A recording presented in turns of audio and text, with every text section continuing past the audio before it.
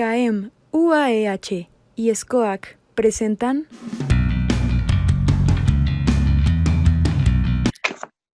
Hola, bienvenidos a nuestro webinar julio-diciembre de 2020. El día de hoy tenemos al escritor Hans Gier. Nació en la ciudad de Pachuca, es escritor, editor y abogado. En Hidalgo cursó sus estudios superiores, licenciatura en la Universidad Autónoma del Estado de Hidalgo y maestría en la Universidad Politécnica de Tulancingo. Retomó el camino del arte en Westfalen, Alemania.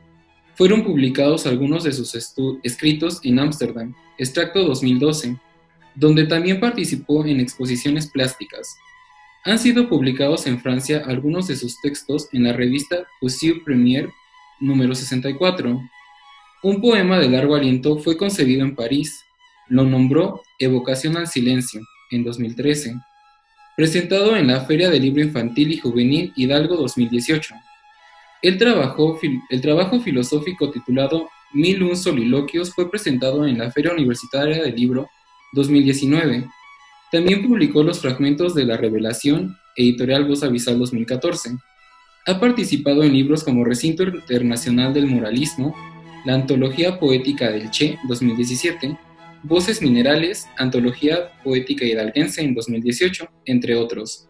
Se incluyó un poema de Jean-Pierre Rosneau, que tradujo del francés en el libro Fusor de tinta, un siglo de poesía combatiente, presentado el 27 de octubre del 2018 en la Casa Museo León Trotsky, Ciudad de México. En 2019 hizo el prólogo de Felipe Ángeles, Crónica de 6 generaciones, auspiciado por el Congreso del Estado de Hidalgo.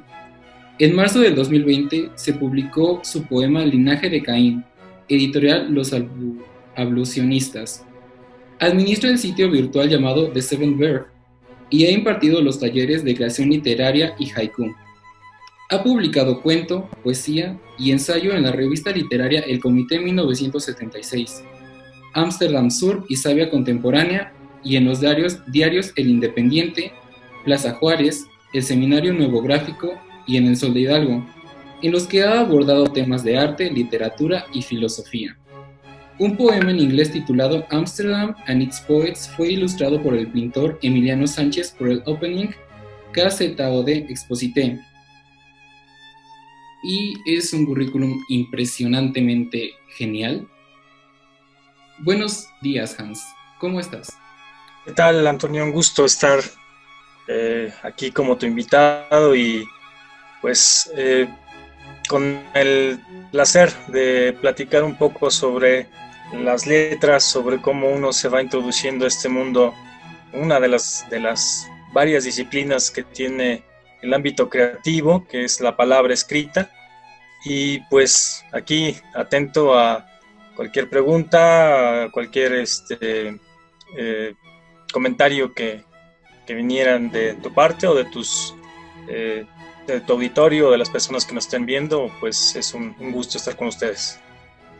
Igual estoy muy contento, tengo el gusto de conocerte desde hace varios años y sí soy fan de lo que haces. Muchas gracias. Y pues el tiempo es tuyo, háblanos de tu libro titulado Extracto 21. Sí, de hecho es la primera publicación que me hicieron en Holanda y de la cual yo me enteré mucho después que ya incluso se había presentado el libro. Entonces, cuando el libro es publicado en la capital holandesa, que es Ámsterdam, yo estaba viviendo en Francia, en París. Entonces, cuando regreso a Holanda, pues me encuentro con la sorpresa de que pues habían editado un libro pues en donde estaban unos textos también de mi autoría, y es este libro. Participé con varios autores de mismo Holanda y bastantes de muchos países, de Argentina, Uruguay, Perú, y bueno, es una mezcolanza bastante interesante de plumas diversas, ¿no? Y de estilos. El libro está dividido, bueno, en lo que es la parte de poesía, una parte de cuento, una parte de ensayo, y el texto que incluyeron sin haberme pedido mi punto de vista, y ahorita les voy a explicar por qué, para esa publicación. Es un texto cercano al ensayo y una entrevista que me hicieron en un programa de radio. Yo en esos, estamos hablando 2012, que es precisamente parte del título del libro, extracto 2012, editado por Círculo Dilecto. En aquellos momentos yo atravesaba un periodo creativo muy intenso.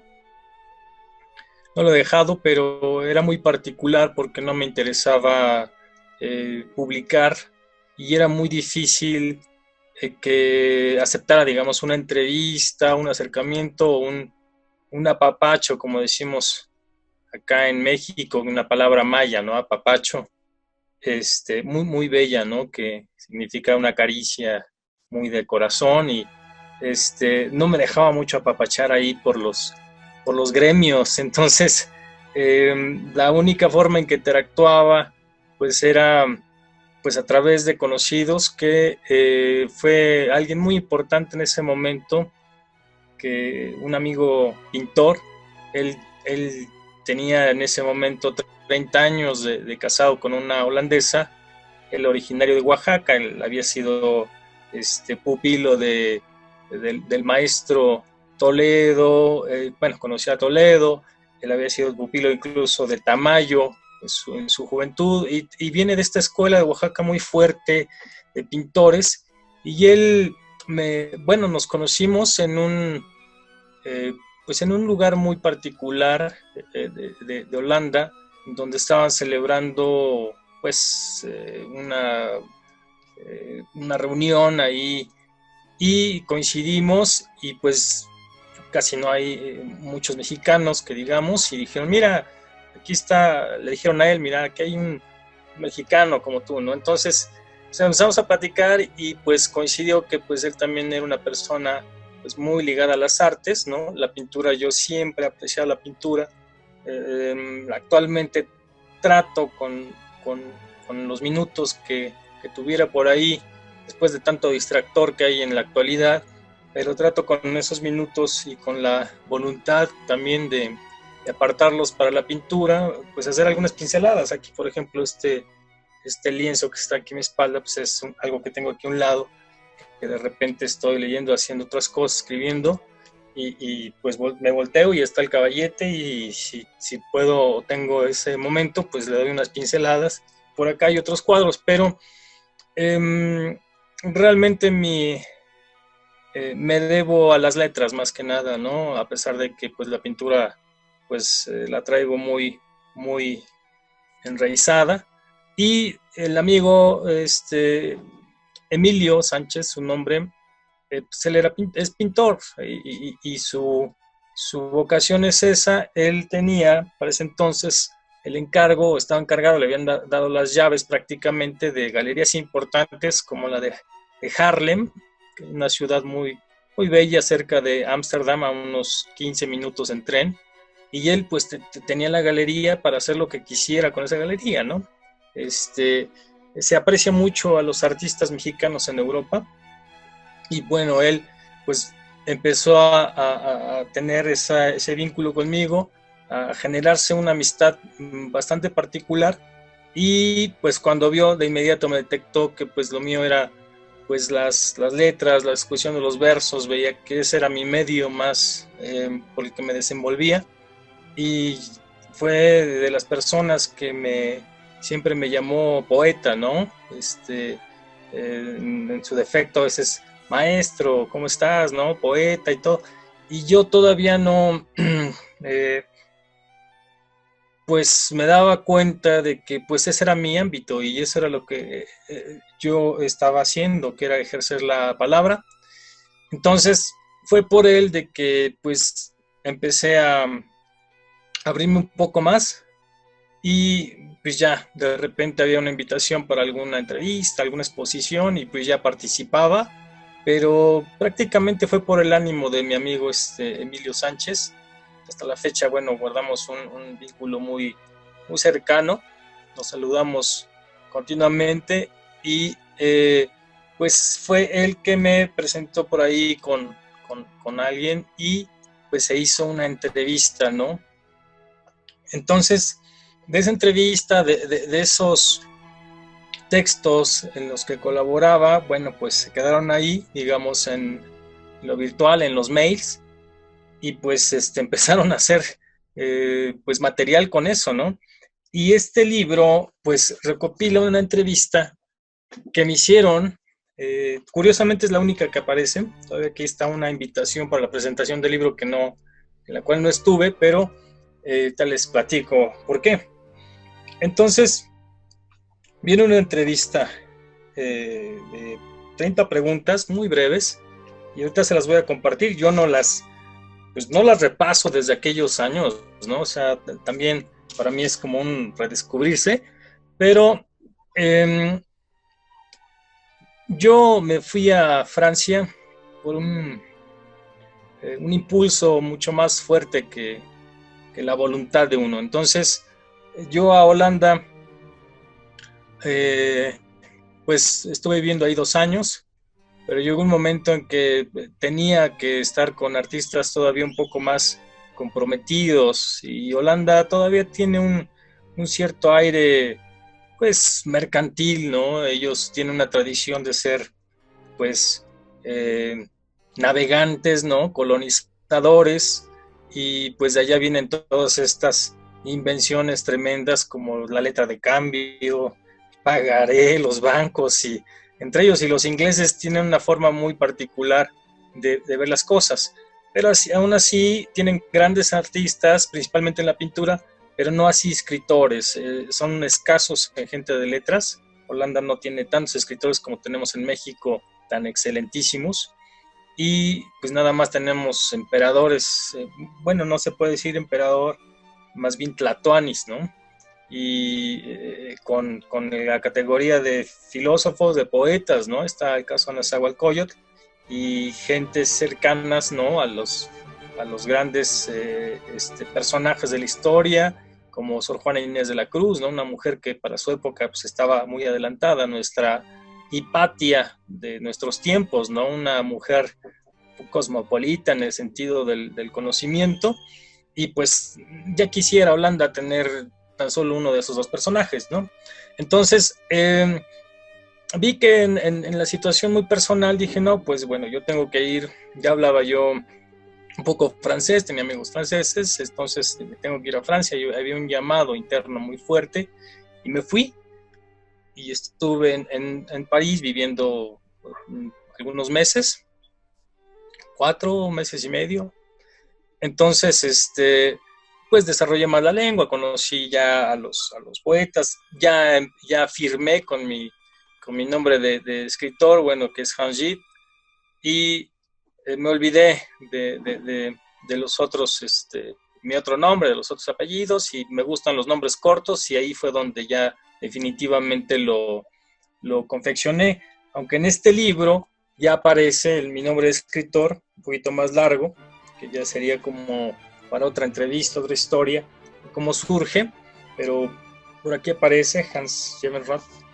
Y viene ahí la entrevista. Cuando yo estoy en Francia, bueno, pues desarrollo otra visión, escribo un poemario de largo aliento, un poema más bien de largo aliento, que ya después fue impreso, es Evocación al Silencio, y muchas otras cosas, ¿no? En francés, ya empezaba a escribir en francés la mayor parte de lo que ya pensaba y sentía, pues yo digería ya las palabras en francés, ¿no? Y lo que intentaba era eso. Entonces, llega un momento donde también, bueno, me surge esa necesidad, ¿no? Ya en invierno, estando en París, que es muy, muy crudo, muy fuerte el invierno, pues regreso a Holanda con un lugar ya conocido, ya mucho más familiar, en el cual, bueno, pues también ya tenía pues más ventajas en el aspecto de conocer también a un gremio y a unas amistades ya pues, consolidadas. Regreso y cuando regreso pues me entero que pues ya habían publicado el libro, ¿no? Entonces yo nunca me enteré, mi amigo nunca me avisó, Emilio Sánchez, y cuando me dijo, pues yo sí pues hice algún gesto, ¿no? Malhumorado, como diciendo, ¿cuándo me pidieron permiso? Yo no quería que me publicara, ¿no? Entonces, fue tan duro lo que, pues por ahí yo creo que expresé que, pues mi amigo Emilio sí pues, me recriminó un poco, ¿no? Como diciendo, pues muchos están pidiendo eso y tú todavía te... Entonces, él en ese momento pues no entendía mi punto, mi posicionamiento, y pues yo en ese momento tampoco estaba tan dispuesto, ¿no? a ofrecer pues todo lo que escribía, ¿no? La cuestión de la poesía, a diferencia de otros escritores, para mí es una cuestión muy íntima, y en el momento que uno decide compartir, bueno, ya se pertenece a otros, y el poema o el texto tiene que arreglárselas por sí mismo.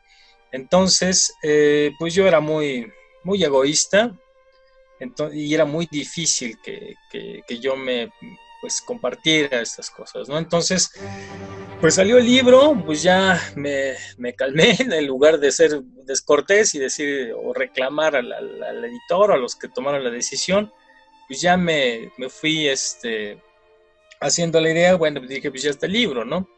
En una etapa un poco más, ¿cómo decirlo? Volátil, ¿no? En mis decisiones. Entonces, había accedido a una entrevista, bueno, la trasladaron al libro, se imprimió, quedó ahí ya, ¿no? El documento. Y el otro texto, lo que les voy a compartir ahorita es la entrevista, pero hubo algo que me calmó muchísimo, porque en la parte del libro, cuando yo lo fui ya después revisando, en una parte del libro vienen unas como biografías muy breves de los participantes, y venía la mía. Entonces, cuando yo leo la pequeña biografía, pues me encantó el asunto, porque ya lo verán, a mi forma de ver en ese momento fue algo que me complació bastante. Entonces aquí está, no sé si alcanza a ver, bueno, ahí está mi nombre, Hans Jedenrath, que era mi nombre de escritor en ese momento, que hasta la fecha lo sigo usando ya más estilizado, y dice así, ¿no? Dice Hans, mexicano, escritor sin dirección conocida, solo se sabe que reside en alguna parte de Holanda, y ahí termina. O sea, ni siquiera sabían que estaba yo en Francia. Entonces, yo me quedé pensando, ¿no? Dije, bueno, si yo, no sé, como a cualquier persona, nos pasa un accidente, una desgracia, una X situación, y en este momento, ¿no? Quizá ya no vemos el día de mañana, a cualquier persona nos puede pasar, ¿qué es lo que se diría de uno, no?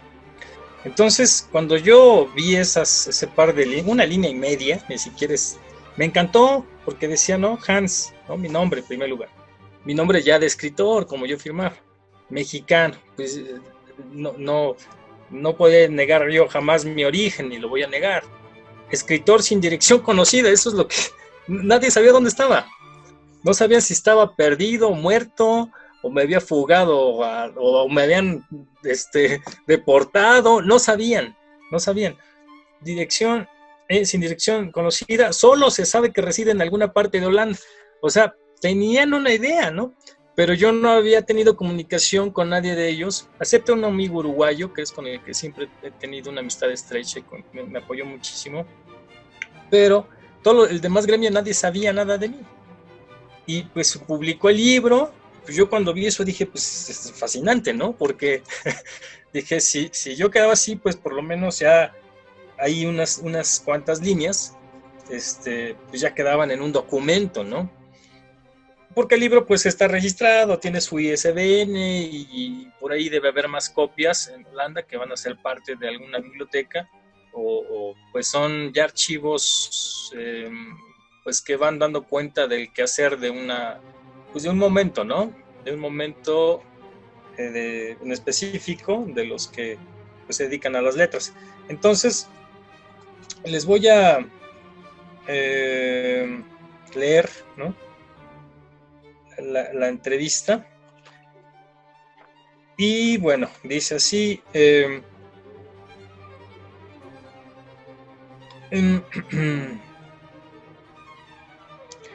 Me pusieron así: Hans, bueno, escribe lo que el mundo le imprime en su interior, en una situación sui generis que le ha tocado vivir, ¿no? En todo caso, una situación circunstancial, impredecible, es una especie como de introducción. Y dice: Hans responde al cuestionario de Marcel Proust. Marcel Proust, un escritor francés, uno de los genios de la prosa del siglo XX, hacía este cuestionario como para conocer a una persona, en específico a un creativo, ¿no? Y bueno, viene la ficha introductoria. Se recuerda a Marcel Proust por su trabajo como novelista En busca del tiempo perdido y su vida extravagante, pero también por la publicación de un cuestionario destinado a describir la personalidad y el carácter de quienes respondían, ¿no?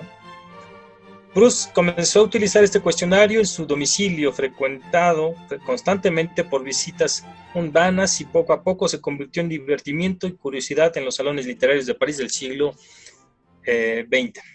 Entonces, pues viene la primera pregunta. Me dicen: ¿cuál es tu virtud preferida? La fortaleza. 2. ¿Cuál es el principal rasgo de tu carácter? Taciturno. 3. ¿Cuál es la cualidad que aprecio en un hombre? La sinceridad. 4. ¿Cuál es la cualidad que aprecio en una mujer? Su calidez y sensibilidad. 5. ¿Cuál es mi principal defecto? El orgullo. 6. ¿Cuál es mi principal cualidad? El gusto por la lectura. 7.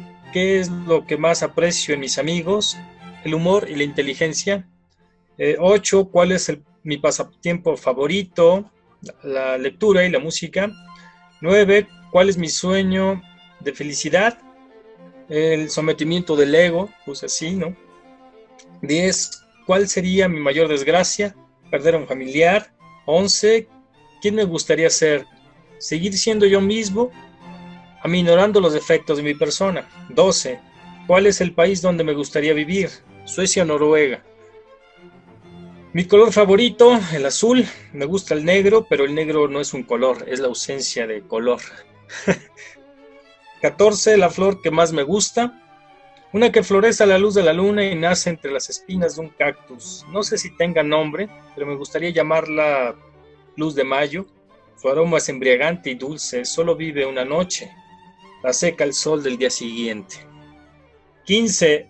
El pájaro que prefiero, el cisne. 16. Mi libro favorito.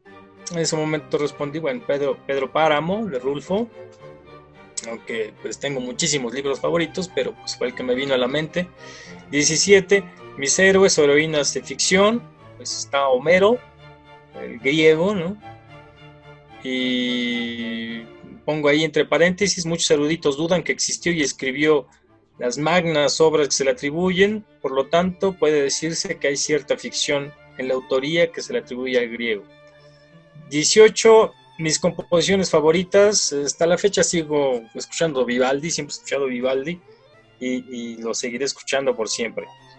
19. Mis pintores preferidos: Caravaggio y Saturnino Herrán, el mexicano. Saturnino Herrán me parece un genio universal.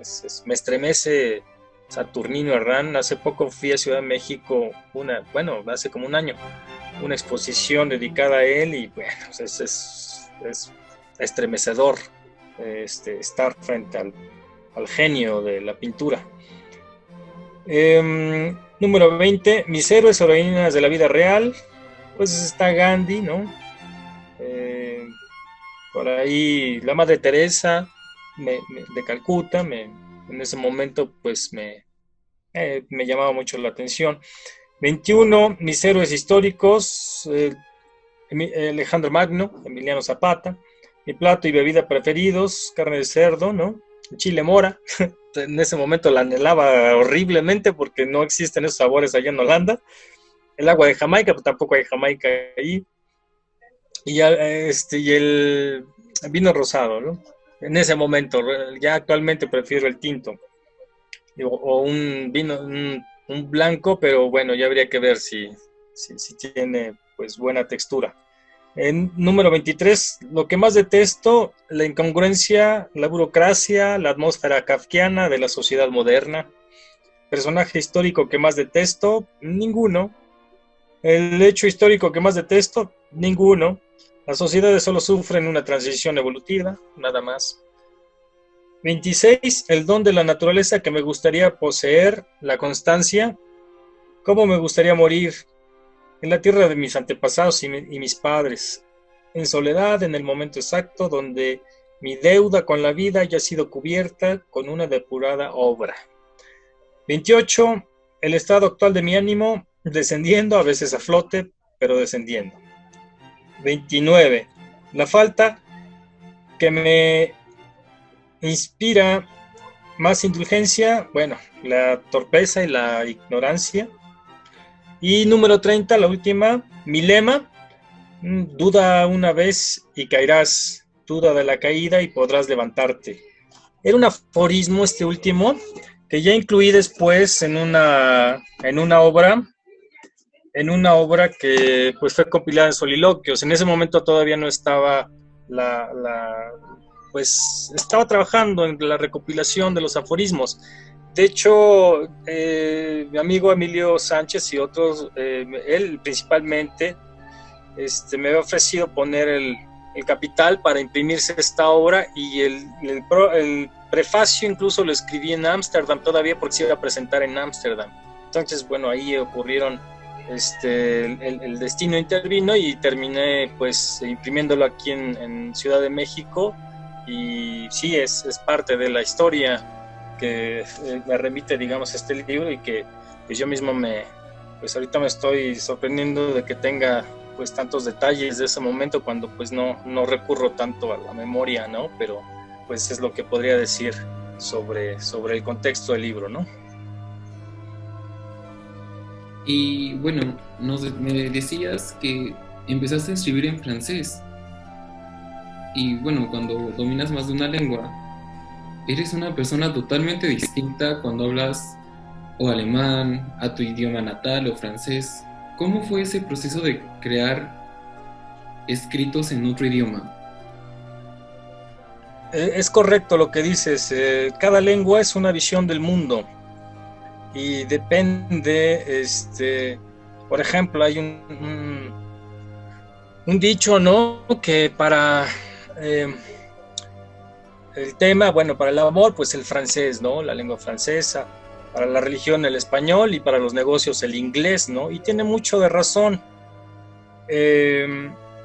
Hay que absorber definitivamente parte de la cultura que habla ese idioma para comprender la musicalidad, pero sobre todo el sentido de cada palabra, que es como si fuera un pequeño un ser vivo. Cada palabra nosotros le dotamos de esa vida, y cada idioma, cada lengua tiene su forma muy particular de ver al mundo. Entonces, en Holanda, bueno, yo me comunicaba básicamente en inglés, y aprendí un poco, bueno, algunas cosas muy básicas de alemán y holandés, muy básico, porque son lenguas muy duras. Entonces hay que estar más tiempo practicando y ahí encariñándose con las lenguas. Pero el inglés, ahí fue donde pues le tomé mucho aprecio, ¿no? Incluso también escribía en inglés y empecé a desarrollar mucho el inglés, porque hay mucha gente que habla mismos ingleses. Yo vivía incluso con amigos de ingleses que llegaban a vivir a Ámsterdam, pero que esa cariño a las lenguas extranjeras uno apenas lo empieza como a adquirir, ¿no? Por ejemplo, aquí en México, pues espero en algún momento aprender un poco, no sé, ñañú, que se me hace pues todo un reto, porque es muy, muy complejo, ¿no? Por ejemplo, el francés fue donde pues me di cuenta que hasta que llegué a Francia, que pues podía leerlo, podía escribir algunas cosas, pero hablarlo me costó muchísimo. Me costó mucho, se me hizo más difícil que el inglés, es más complejo y así, ¿no? Por ejemplo, el italiano, bueno, se me hizo mucho más noble y y también, bueno, lo disfruté mucho el italiano, pero definitivamente este, aprender un idioma es aprender la visión de otra cultura, de una visión distinta a la de uno. Igual ha de ser súper gratificante ser un mexicano triunfando en un país europeo. Bueno, esa experiencia no sé qué tanto pudiera ser mi caso, ¿no? No es la situación, la manera como me desarrollo yo es a la manera del escritor, del creativo, ¿no? No la manera o el sentido del éxito que pudieran tener otras personas cuando, en el caso, por ejemplo, de Octavio Paz llega a Francia, pero pues llega becado, bueno, llega ya con una encomienda ahí de diplomacia, ¿no? Con todas las necesidades resueltas y ya con un estatus de escritor y, bueno, ya consolidado. Mi caso es totalmente lo opuesto, ¿no? Mi caso es de ir conociendo el día a día con las personas, pues cómo le haces también para sobrellevar el día, ¿no? Yo trabajaba mucho en la pintura, en lo que podía, dando clases, por ejemplo, fue que pues me podía defender un poco, pero en realidad no es una cuestión, habría que redefinir aquí éxito. Bueno, para mí es un éxito, el simple hecho de hacer amistades sólidas, ¿no? Y que pues uno pueda estar pues no sé, a medianoche paseando en ciudades bellas, a la orilla pues, de toda esa majestuosidad de lo que puede ser la cultura humana y también la naturaleza. Eso me parece un éxito ya, no solamente allá, sino también aquí en nuestro país, ¿no? Una persona que pueda tener un tiempo para sí misma, que pueda caminar, que pueda apreciar simplemente un paisaje, un atardecer, pues eso me parece ya que es un éxito, ¿no? Estar vivos ya es un éxito, pero habría que ver, ¿no? Bueno, pues hay muchos casos, hay personas que, pues no sé, tienen casas propias en países extranjeros y bueno, yo prefiero tener amigos y que siempre me están invitando y que, pues qué más quisiera yo estar yendo muy seguido, pero bueno, también las cosas en este momento no están para andar paseando en todo el mundo, ¿no? Por los virus. Bueno, podríamos pasar horas escuchando a Hans, tiene muchísimo que compartir con nosotros. Y si quieren conocer más de Hans, voy a dejar al final sus redes sociales para que quieran conocer más de él, quieran adquirir alguno de sus libros. Y eso fue todo por esta vez de nuestro webinar julio-diciembre 2020. Fue un placer tenerte con nosotros, Hans. Muchísimas gracias por haber asistido. Al contrario, gracias a ustedes, gracias a ti, Antonio, por invitarme y espero que sigas teniendo más invitados con este espacio tan interesante y que pues tenga bastante satisfacción, principalmente para ti, este tipo de ejercicios y que te siga involucrando también a la sociedad en general a tener un poquito más pues de atención con las artes y las letras, ¿no? Muchísimas gracias. Al contrario, gracias.